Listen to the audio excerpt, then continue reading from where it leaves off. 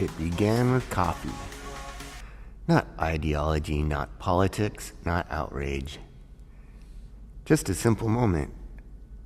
I needed a coffee, and I couldn't get one. The usual rhythm didn't happen. The places where I picked were packed. My head hurt.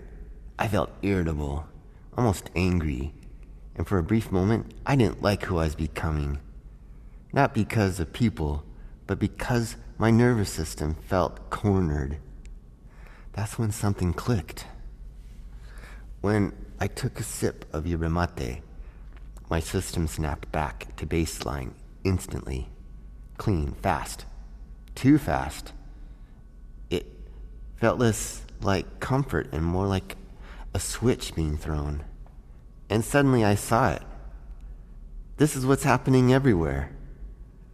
Our nervous systems are being hijacked, not by villains, but by design.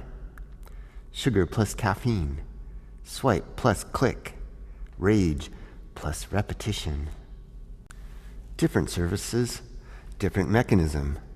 Bypass natural regulation and replace it with external control. People aren't weak. They're overstimulated. And I thought about the lottery. The ideas are, things could get better right now. Everything could change instantly. Odds didn't matter. The possibility does. That's the paradox. The lottery doesn't sell money. It sells relief from the present. A brief chemical lift of hope. A moment where the future feels lighter.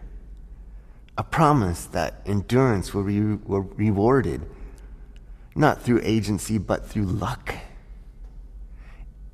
And like every hijack, it teaches the body something quietly dangerous. Endure now. Salvation comes from outside you.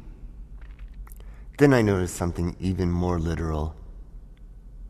Some fast food and coffee drive-thrus have rails. Once you enter, you're committed. You can't step out of line. You can't change your mind. You can't leave without disrupting everyone behind you. Cars idle, engines run. Ahead of you, the promise. Behind you, pressure. Around you, barriers. It's a small thing. Just metal rails in a parking lot, but it says everything. A system designed so that backing out isn't easy. A system that assumes compliance once desire is activated. A system where stopping feels harder than continuing. We're not just waiting for coffee. You're participating in a structure that doesn't expect consideration. And suddenly, it isn't just about caffeine.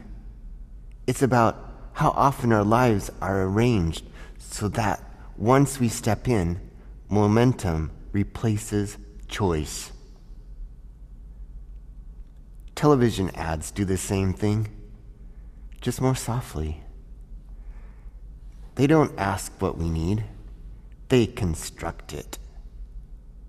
You're not enough until this. You're tired until that. You're behind until now. Music sets the emotional key. Faces model desire. Repetition does the work. It isn't persuasion anymore. It's conditioning. Coffee lines stretch around blocks, cars idle. Feeds refresh endlessly. Energy drinks replace sleep. Rage replaces meaning. Commercials replace reflection. A few systems get very rich. Millions of nervous systems pay the price. What struck me most wasn't judgment. It was recognition. Once you feel how fast chemistry and suggestion can override agency. You can't unsee it. Not in energy drinks, not in swipe-based hope, not in outrage networks, none in lanes designed with no exits. This isn't about banning coffee, deleting apps, or turning off the TV forever. It's about noticing when something stops being optional. The moment that mattered wasn't needing caffeine. It was losing myself briefly when I didn't have it. That's the line. If something bypasses choice, it isn't neutral. And the good news is this: awareness restores agency. The moment I saw it, the grip loosened, not through force, but through clarity. Sometimes seeing the system is enough to step out of it. This is Oddly Robbie.